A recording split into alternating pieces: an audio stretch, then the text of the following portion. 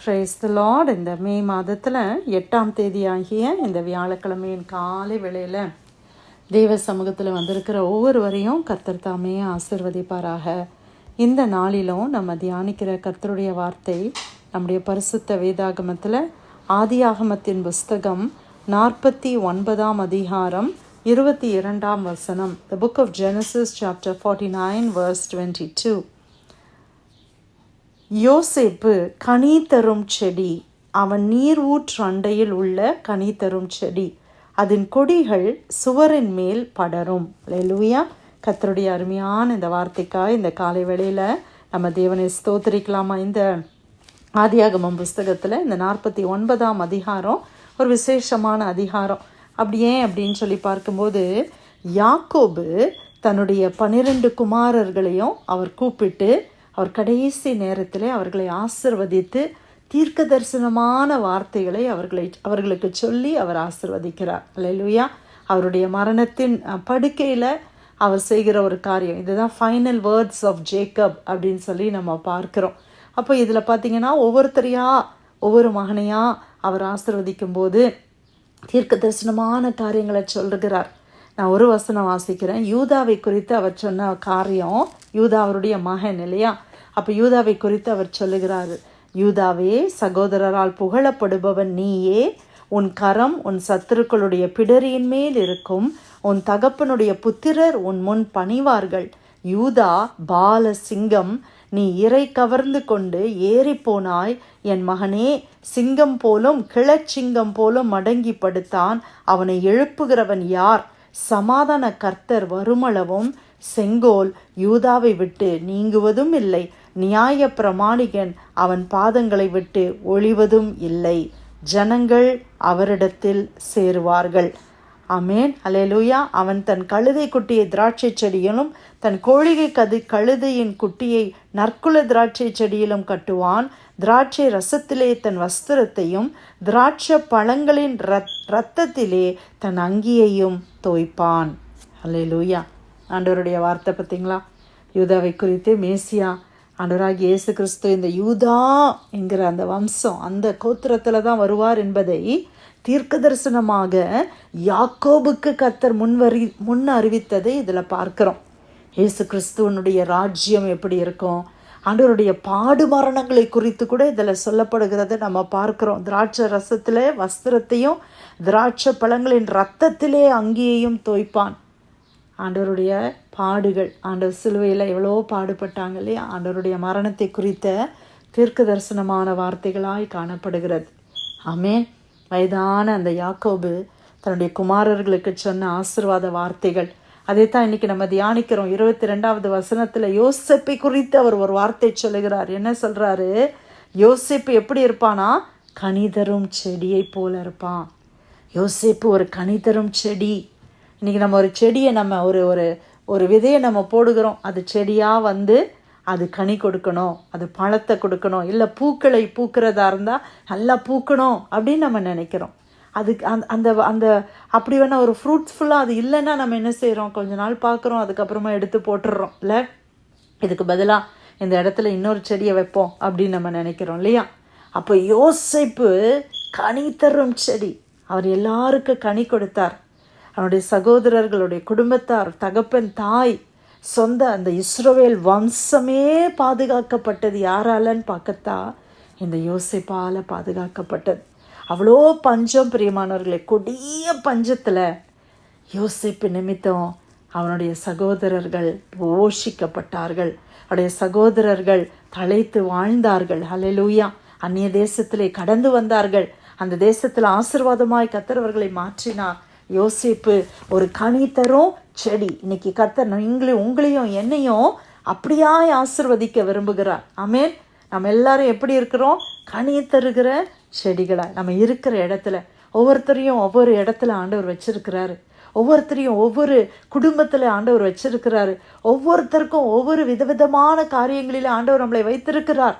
ஆனால் இருக்கிற இடத்துல நம்ம சூழ்நிலை எப்படி இருந்தாலும் சரி, நம்ம எப்படி இருக்கணும்? ஆண்டவருக்காக கனி கொடுக்கிற பிள்ளைகளாய். ஆமேன். யோசேப்பு கனி தரும் செடி, அவன் நீரூற்று அண்டையில் உள்ள கனி தரும் செடி. அப்போ நீரூற்று அண்டையில் அழகான ஒரு நதி பாய்கிற இடத்துல ஒரு செடி இருந்தால் எப்படி இருக்கும்ல, அந்த செடி எப்போவுமே நல்லா ஃப்ரெஷ்ஷாக அப்படி பச்சை பசேல்னு இருக்கும் இல்லையா.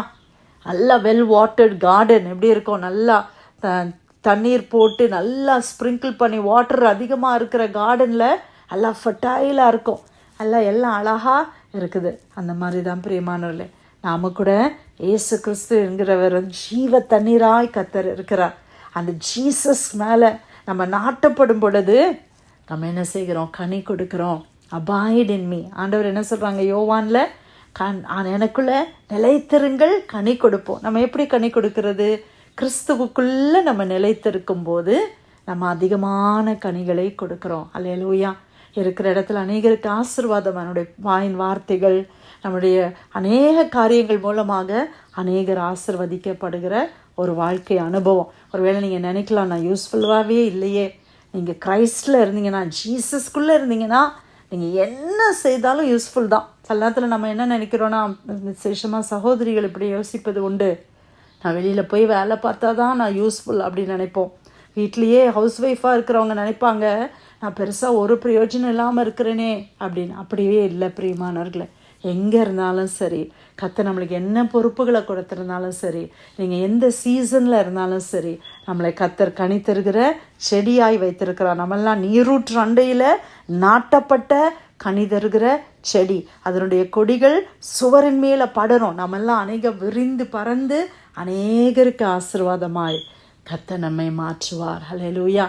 நம்மெல்லாம் எங்கேயோ இருந்தோம், அட்ரஸே தெரியாமல் இருந்தோம். ஆனால் ஆண்டவர் இன்றைக்கி நம்ம எல்லாம் இணைத்து கிறிஸ்துவுக்குள்ள ஒரு இணைப்பில் கொண்டு வந்து அநேகருக்காக ஜெபிக்க, அநேகருக்கு ஆறுதலான வார்த்தைகளை சொல்ல, பலப்படுத்த, உற்சாகப்படுத்த, அவர்களெல்லாம் தட்டி எழுப்ப கர்த்தர் நம்ம எல்லாரையும் பயன்படுத்துகிறார். இந்த ப்ரேயர் லைனில் பாருங்கள், காலையிலேருந்து நைட் வரைக்கும் எத்தனையோ ஜெபங்களில் அநேக தெய்வ பிள்ளைகள் வந்து ஜெபம் பண்ணுறீங்க.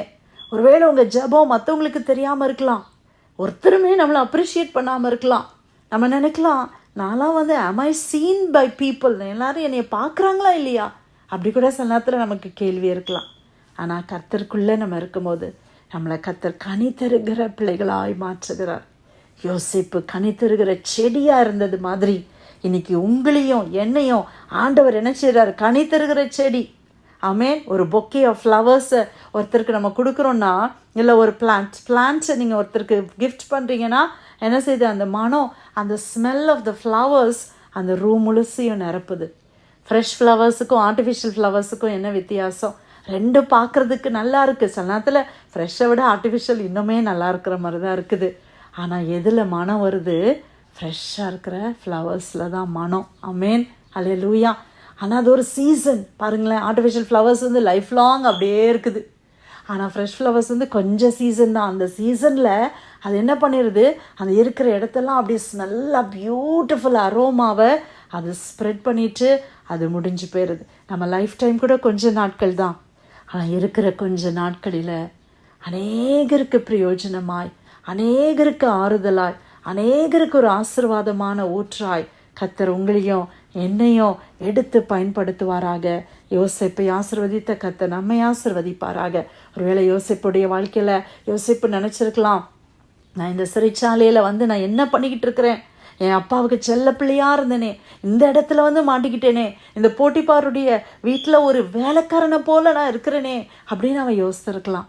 ஆனால் பாருங்கள், ஒரு நாள் வந்தது, அவனை கர்த்தர் அதிசயமாய் நடத்தினார். அதே போல் உங்கள் வாழ்க்கையிலையும் இருக்கிற சிறுமையான அனுபவங்கள், கஷ்டமான சூழ்நிலைகள், நெருக்கமான அனுபவங்கள் எல்லாம் மாறி அநேக ஆயிரங்களுக்கு ஆசீர்வாதமாய் ஆண்டவர் உங்களையும் பயன்படுத்துவார்.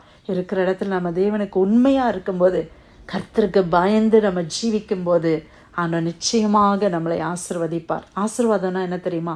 நம்ம அநேகருக்கு ஆசீர்வாதமாய் மாறுகிறது தான் ஆசீர்வாதம். கிறிஸ்தவ ஆசீர்வாதம்னா அதுதான். இன்றைக்கி உலக பிரகாரமான ஆசீர்வாதம் நல்ல பெரிய கார், பெரிய வீடு, நிறைய சம்பளம் அப்படிலாம் இருக்கிறவங்கள உலகம் வந்து ஆசீர்வதிக்கப்பட்டவங்கன்னு சொல்லுது. ஆனால் கர்த்தர் யாரை தெரியுமா ஆசீர்வதிக்கப்பட்டவங்கன்னு சொல்கிறாரு? என் மூலமாக ஒருத்தர் ஆசீர்வதிக்கப்படுறாங்க பார்த்தீங்களா, த்ரூ மீ. ஆண்டவர் ஏதோ ஒரு கிரியை நடப்பிக்கிறார் பார்த்தீங்களா, அதுதான் பிரியமானவர்களே த பிக்கஸ்ட் பிளஸ்ஸிங். அப்படியா நம்ம ஒவ்வொருவரையும் கர்த்தர் ஆசீர்வதிப்பாராக. நீங்கள் இருக்கிற இடத்துல நீங்கள் கனி தருகிற செடியாய், நீரூற்று அண்டையிலே நாட்டப்பட்ட ஒரு கனி தருகிற செடியாய், சுவரின் மேல் படர்ந்து விரிந்து கனி தருகிற ஒரு பாத்திரமாய் கர்த்தர் உங்களை ஆசீர்வதிப்பாராக. ஆதியாகமம் 49:22. யோசேப்பு கனி தரும் செடி, அவன் நீரூற்று அண்டையில் உள்ள கனி தரும் செடி, அதன் கொடிகள் சுவரின் மேல் படரும். கர்த்தர் கொடுத்த வார்த்தைக்காய் ஆண்டவருக்கு நன்றி செலுத்தி யாராவது நம்ம ஜெபிக்கலாமா?